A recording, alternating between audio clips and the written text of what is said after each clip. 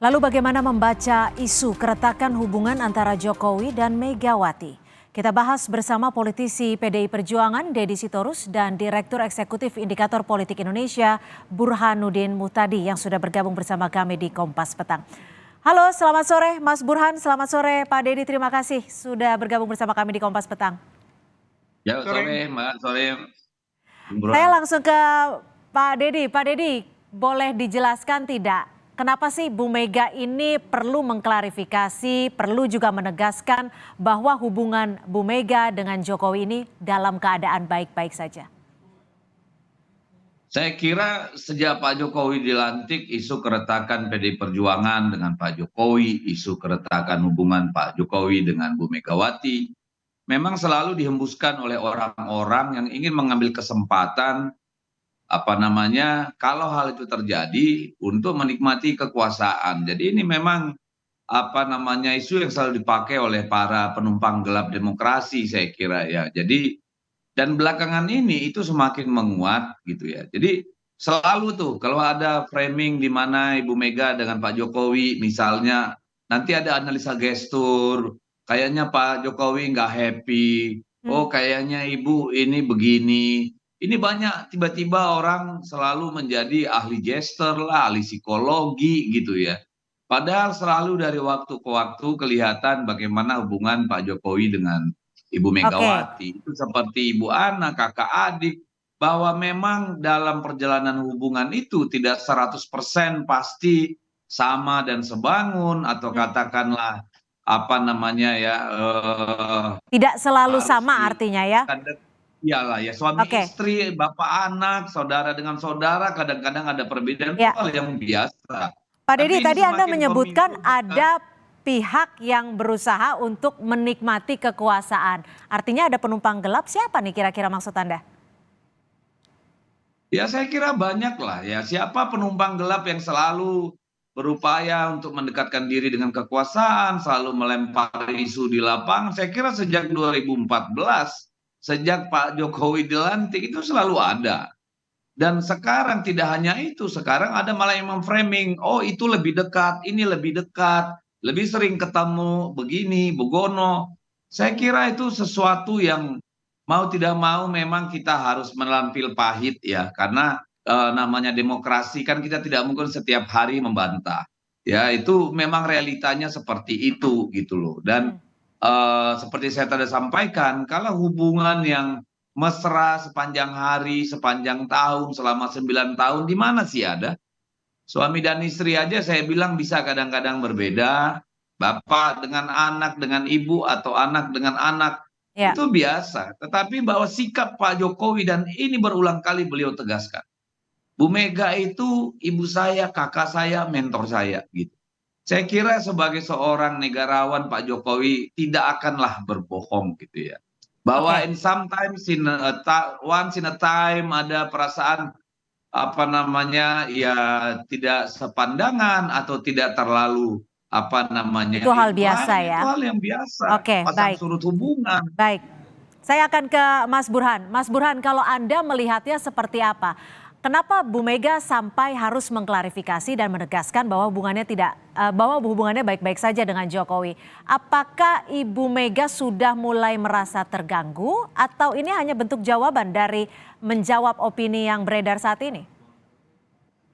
Saya kira wajar ya Ibu Mega melakukan klarifikasi ke publik terkait dengan sinyalemen hubungan beliau dengan Pak Jokowi mengalami pemanasan.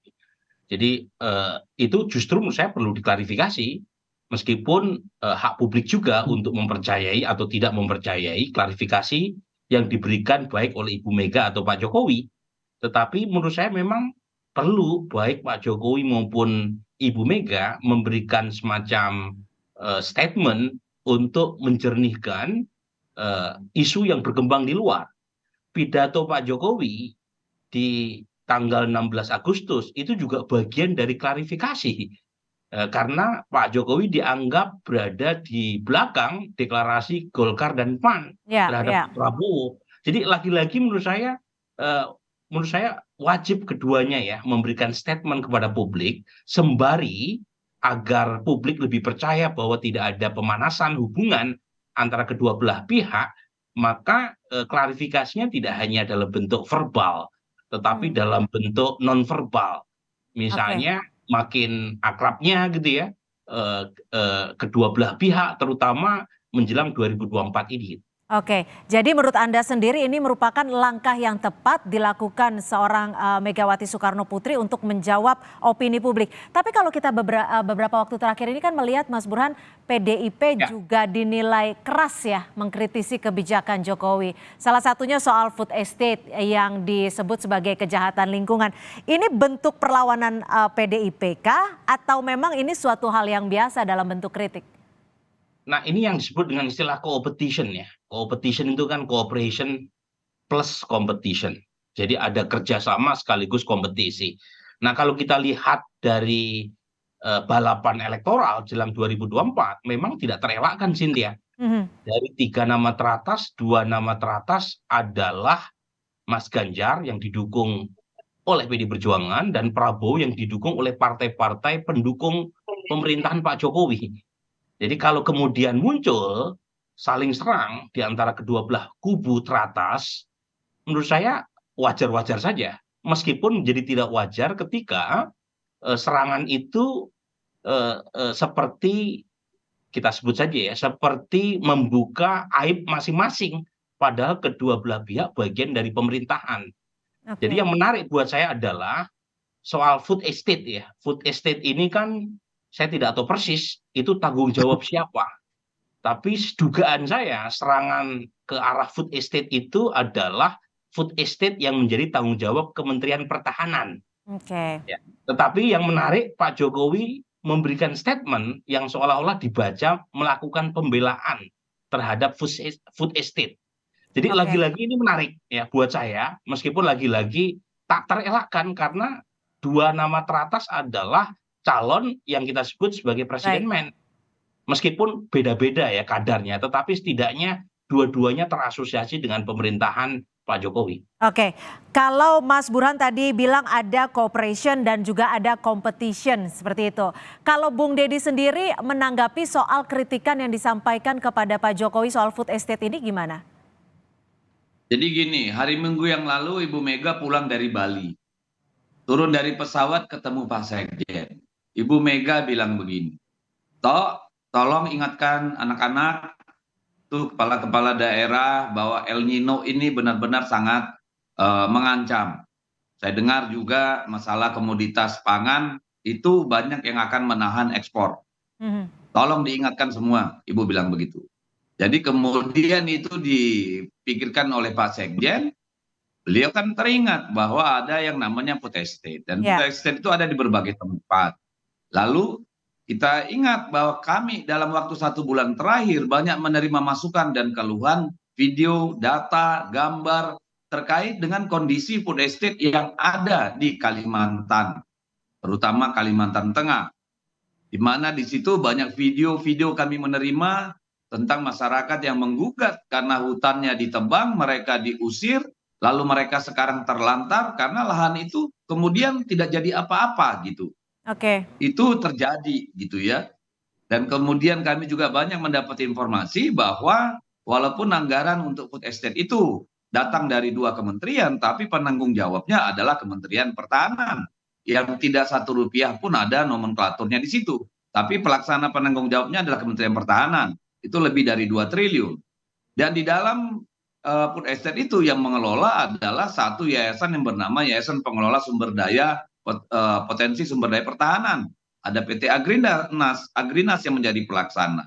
Oke. Sebenarnya yang mau disampaikan oleh Pak Sekjen adalah bahwa itu kalau nggak diteruskan, kita punya masalah dengan ketahanan pangan karena ada situasi global di eksternal, ada masalah El Nino di dalam, dan itu terkait juga dengan kemudian hutan yang sudah berantakan tapi tidak ada keberlanjutan. Kami tahu persis bahwa di anggaran 2023, 2024 tidak ada anggaran yang dialokasikan.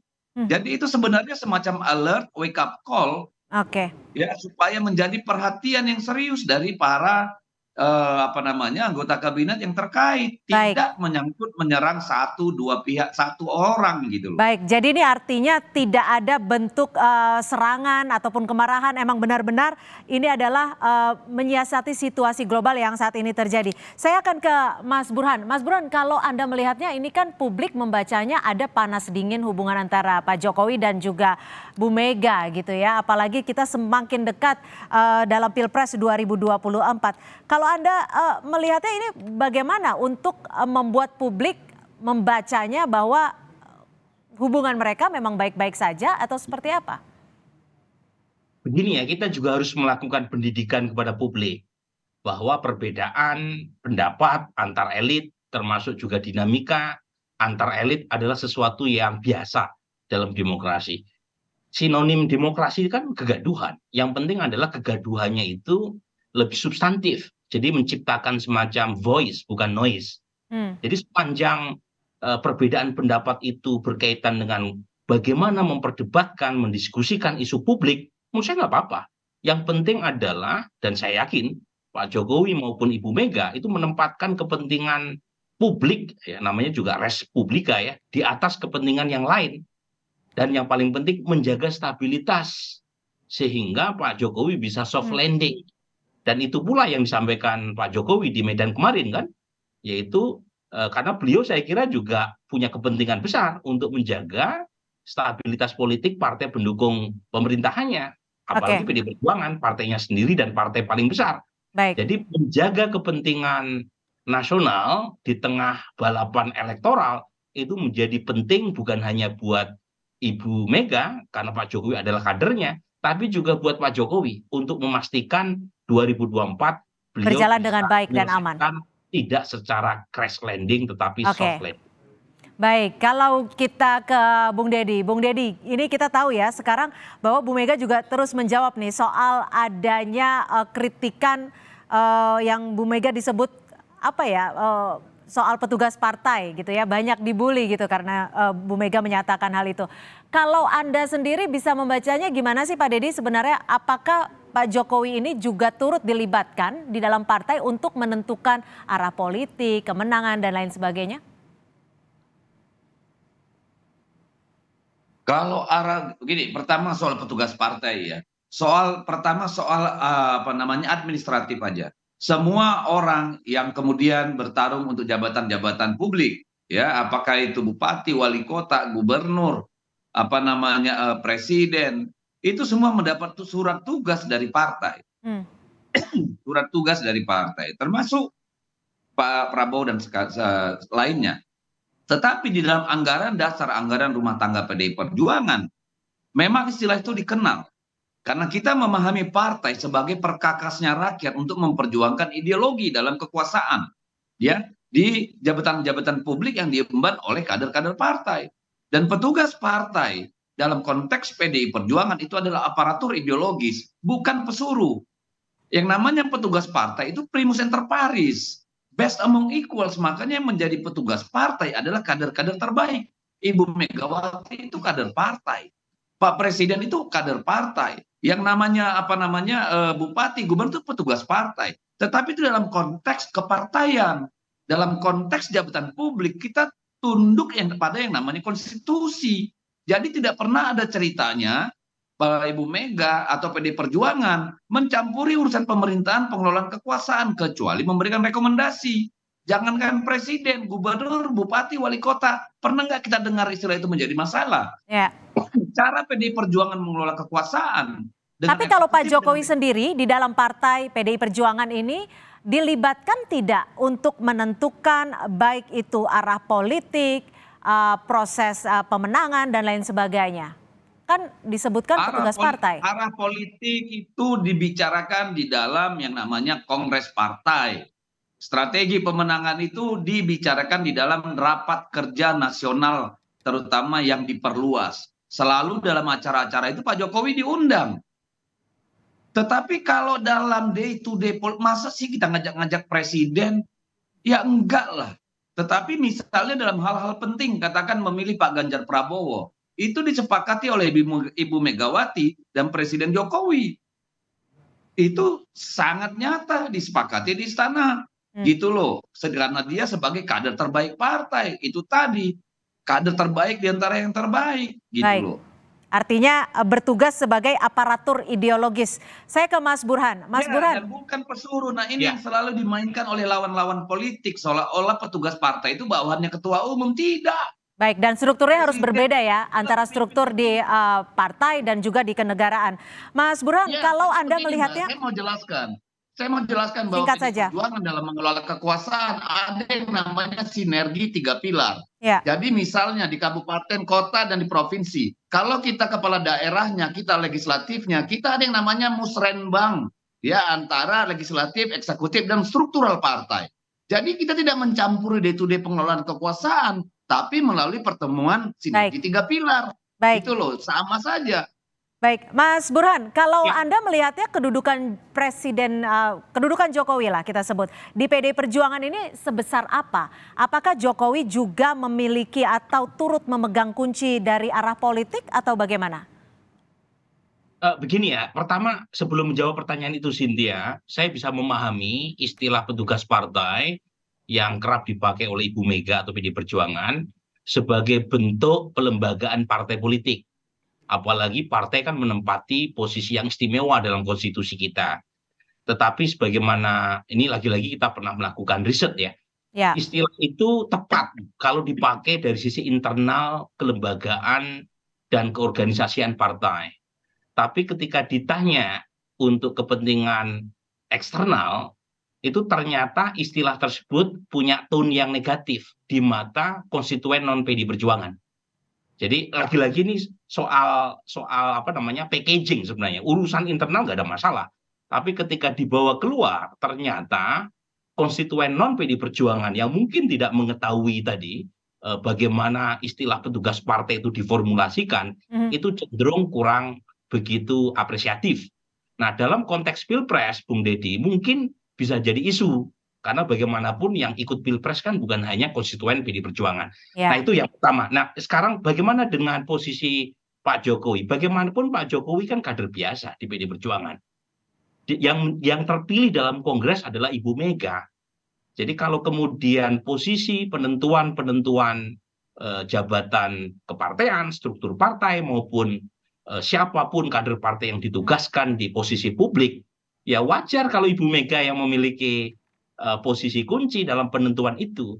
mhm, Jadi memang pada titik tertentu ini yang kemudian jadi masalah kan, karena beberapa pihak non PD Perjuangan mencoba menggunakan kesempatan dalam rangka mendapatkan semacam privilege atau mendapatkan perhatian dari presiden. ya, Karena setelah Presiden Jokowi tidak diposisikan krusial baik. di perjuangan karena veto playernya Ibu Mega. Tapi lagi-lagi kalau kita bicara aturan memang ketua umum yang punya hak atas Untuk banyak menentukan. hal sesuai dengan Baik, mandat Kongres baik, dan dan harus Pak dibedakan Jokowi bukan ketua umum. strukturalisasi.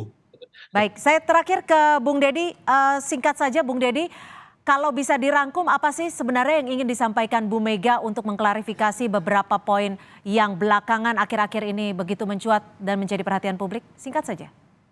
Ya, pertama bahwa kalau dibilang Pak Jokowi adalah hanya kader biasa di PD Perjuangan ya salah besar. Pak Jokowi adalah salah satu kader terbaik, bahkan sekarang terbaik di antara yang terbaik. Jadi bahwa beliau pasti dilibatkan dalam keputusan-keputusan strategi partai di tingkat nasional tentu. Sama misalnya kalau kader kita gubernur, katakan gubernur Bali itu adalah Pak Wayan Koster. Tentu hal-hal yang terkait dengan hal-hal strategis di Provinsi Bali tentu kita akan berdiskusi, meminta pendapat beliau gitu. Nah, saya kalau melihatnya begini, Ya, saya kira memang singkat belakangan saja Bung ini Deddy. ada 2 hal. Ada upaya untuk terus-menerus menyerang PDI Perjuangan dengan istilah petugas partai. Di sisi lain juga ada yang berusaha menggunakan momentum membangun framing bahwa Pak Jokowi dekat dengan yang lain gitu. Saya kira ini Baik, dinamika politik yang memang harus kita hadapi. Dan ya, dalam kondisi sekarang semakin dekat waktu tentu menjadi sangat penting untuk Ibu Megawati membantah hal itu secara langsung baik. supaya tidak terus menjadi isu liar gitu. Baik, agar tensi politiknya juga tidak semakin memanas. Terima kasih Bung Deddy Sitorus, politisi dari PD Perjuangan, dan juga Mas Burhanuddin Muhtadi, Direktur Eksekutif Indikator Politik Indonesia, sudah bergabung bersama kami di Kompas Petang. Selamat sore. Mas sore.